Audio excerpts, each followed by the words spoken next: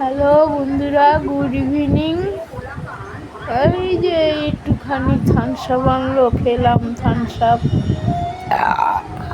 থামসাপটা খেলে হয় কি, হজম হয়ে যায়। আর ম্যাঙ্গো ট্যাঙ্গো খেলে না না খেয়েছি, দিয়েছে, হ্যাঁ এই যে গ্লাসে। ম্যাঙ্গো খেলে পায়ে হয় আমার, ম্যাঙ্গো লিচু এসব খেতে পারি না আমি।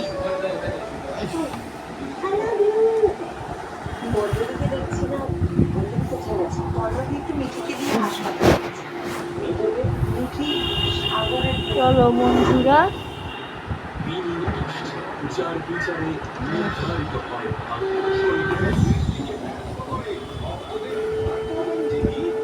চলো গুড ইভিনিং বন্ধুরা। ওই রুটি পাকাচ্ছে, রুটি করছে আজকে, রুটি হচ্ছে বন্ধুরা।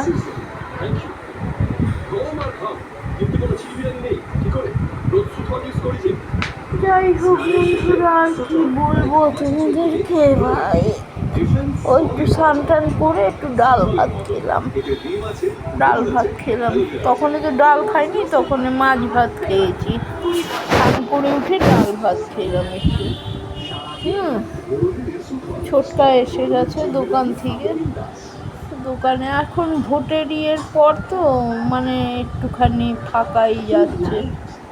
আসলে আগে ওই বাড়িতে থাকতাম তো অনেক বেচা কেনা হতো, দোকানে লাইন থাকতো। কি এই বাড়িতে এসে গেছি, থাকি না আমি, একা একা ও দোকানদারি করে হোটেলে খেয়ে আসে, বলে মা ভালো লাগে না। আগে তুমি ওই বাড়িতে ছিলে, এই পার থেকে ওই পার, ঘরেতে দুটোর সময় খেতে যেতাম, গরম গরম ভাত ডাল আলু ভাজা, এটা বেগুন ভাজা পটল ভাজা গরম গরম।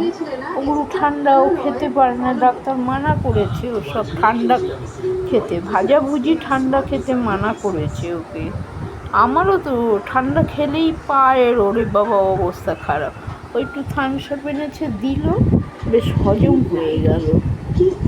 খেলাম যে ডাল ভাতটা লেবু দিয়ে, শুধু ডাল ভাত লেবু দিয়ে খেলাম। তরকারি ছিল, ওই ছোলার ডাল ভিজিয়েছে, বড়া খানিকটা রাখবে, আর খানিকটা যে দই আর বেসন দিয়ে কি করে না, এইসব পারে করতে, এইসব পারে। বিরিয়ানি বলো, চাউমিন, এই সবগুলি পারে ভালো, কিন্তু আমাদের বাঙালি রান্না পারে না। আর ছোটকার অভ্যস্ত হয়ে গেছে বাঙালি রান্না খেয়ে, ছোটো থেকে মামার বাড়িতে খেয়েছে তো বাঙালি রান্না, ভালো পারে করতে।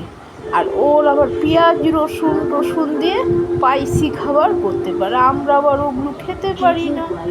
এই হয়েছে আমাদের প্রবলেম, এই হয়েছে। ওই রাত্রিবেলা হলে একটু কোনোদিনও আলু পেঁয়াজ ভাজা করলো, রুটি দিয়ে খাবার জন্য করলো, ছোটকাও একটু তার থেকে ভাগ না, একটু গরম গরম আলু ভাজা করলেও ডাল দিয়ে খেতে পারে, এই আর কি, আর কিছু না।